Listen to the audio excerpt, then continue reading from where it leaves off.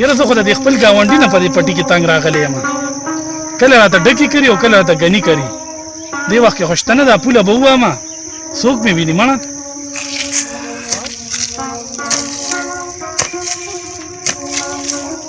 او نه خوښوي شر پښتون یلکا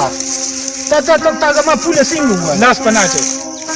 لاس په څنګه ناچې دا څه دي تا ما ته دې ډکې کرلي ګني دی زما په پټي کې ولاړ دي زه به خپلو بچو له څه نه وړم خپل حدود کې مې کرلي ستا حدود کې مې نه دي کرلي نو دا تا ولې دا پوله دې ولې وواله ما پرېږده زه ځم ملک صاحب روغې له راولم او دا فیصله پې کوم ملک صاحب هغه دی راغی یلکه دا تاسو څه کوئ یاره زمونږ پوله دا د نیمه وواله ملک صاحب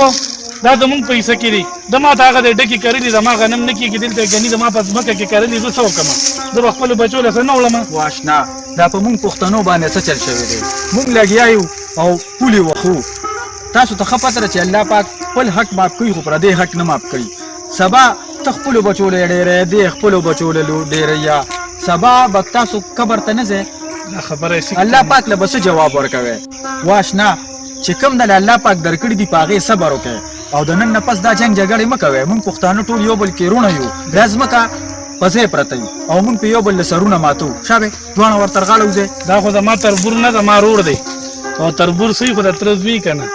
او که زما نه څه غلط شوي نو ما ته معافي وکړه ما خپل رور ګڼلی خو دا غلطي ده نه شوې ده دا غلطي ومنه او ملک صاحب خدای دې ستا به شان په هر کلي کې داسې ملکانان پیدا کړي چې زمونږ پښتنو له دا خبرې سمې کو تماچي او ټوپک بسې نه راځي ستاسو له دواړو د خدای پاک عزت وکړي ځئ چې ځو